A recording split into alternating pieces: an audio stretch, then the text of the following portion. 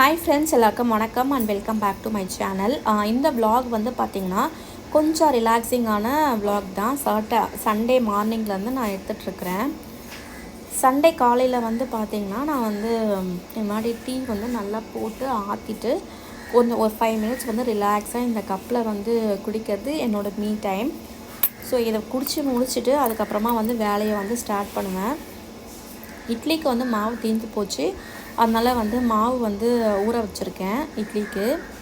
அதுக்கப்புறமா உளுந்தும் கழுவி ஃப்ரிட்ஜ்குள்ளே வச்சுட்டேன். நல்லாவே வந்து நல்லா ஊறிட்டுருக்கட்டும், அந்த டைமில் நம்ம இந்த வேலையெல்லாம் பார்த்துடலாம் அப்படின்னு சொல்லிட்டு மீன் போய் வாங்கிட்டு வந்து மீன் குழம்பு தான் வந்து காலையிலே வந்து ரெடி பண்ணிவிடுவேன்.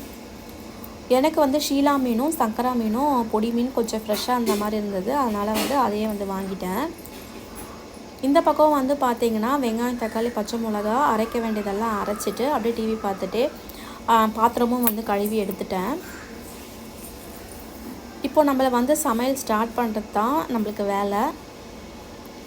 மீன் கழுவி எடுத்து தனித்தனியாக வந்து பிரித்து வச்சுட்டேன். தலை அந்த இதெல்லாம் வால் ஒரு 2-3 பீஸ் வந்து நம்ம வறுத்துக்கலாம் அப்படின்னு சொல்லிட்டு வறுவலுக்கு தனியாக மீன் குழம்புக்கு தனியாக வந்து எடுத்து வச்சுருந்தேன் பாருங்கள்.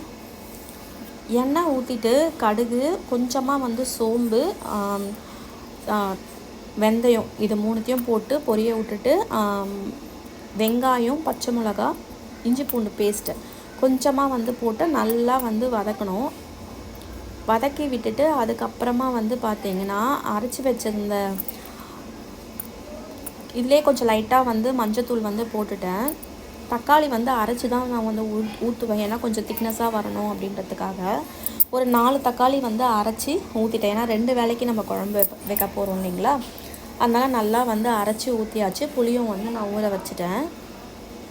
இப்போ பாருங்கள், கலரே வந்து நல்லா வந்து டெம்ப்ட் ஆகும். இந்த டைமில் நல்லா வந்து சுருள வந்து வதக்குனிங்கன்னா எவ்வளோ நம்ம வதக்குறோமோ அவ்வளோவும் வந்து குழம்பு டேஸ்ட்டாக இருக்கும். இந்த ஸ்டேஜில் வந்து பார்த்திங்கன்னா நான் வந்து மிளகாத்தூள், தனியாத்தூள், உப்பு ஆட் பண்ணிவிட்டு அதுக்கப்புறமா புளியை கரைச்சி ஊற்றிட்டு மீன் குழம்பு கொதிக்கிட்டோன்னு சொல்லி பண்ணிகிட்டு இருந்தேன்.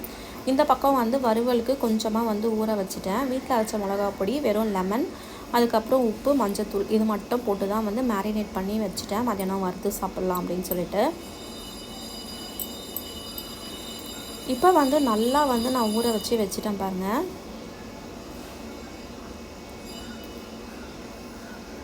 ஒரு பக்கம் வந்து மீன் குழம்பு வந்து வேகட்டும், கொதித்து வர பார்த்து மீன் வந்து போட்டு இறக்கியாச்சு மீன் குழம்பும். அதுக்கப்புறமா பசங்களுக்கு தோசை வந்து போட்டு தரலாம் அப்படின்னு சொல்லிட்டு தான் வெயிட் பண்ணியிருந்தேன். கொஞ்சம் லேட் ஆகிடுச்சு. எப்போவுமே வந்து 10:30 அப்படி இல்லைனா 10 o'clock நாங்கள் சாப்பிட்ருவோம் சண்டே மார்னிங்னால். அதே மாதிரி மதியம் வந்து ஒரு 2 மணி போல் ஆகும். இந்த சைடு வந்து தோசை ஊற்றிட்டேன், பசங்களுக்கு தான் வந்து கொடுக்க போகிறேன். மாவும் வந்து இன்னையோட முடிய போகுது. பாருங்கள், இவ்வளோ தான் இருக்குது மாவு. நான் புது மாவு வந்து கலந்து வைக்க போகிறேன். மீன் குழம்பு நல்லா வந்து வந்திருக்குங்க. சுட காலையில் ஒரு மீன் குழம்பு, அதுக்கப்புறமா மத்தியானம் போல் எழுந்திரிச்சு சூடாக வந்து ரைஸ் வச்சுட்டு அதுக்கப்புறமா இந்த பக்கம் வந்து மீன் வந்து வறுத்துட்டு இருந்தாங்க. இப்படி தான் வந்து எனக்கு சண்டே மார்னிங்லேருந்து ஆஃப்டர்நூன் வரைக்கும் கொஞ்சம் பிஸியாக தான் வந்து போயிட்டு இருந்தது. அடுத்த வீடியோவில் மீட் பண்ணுறேன். பாய்.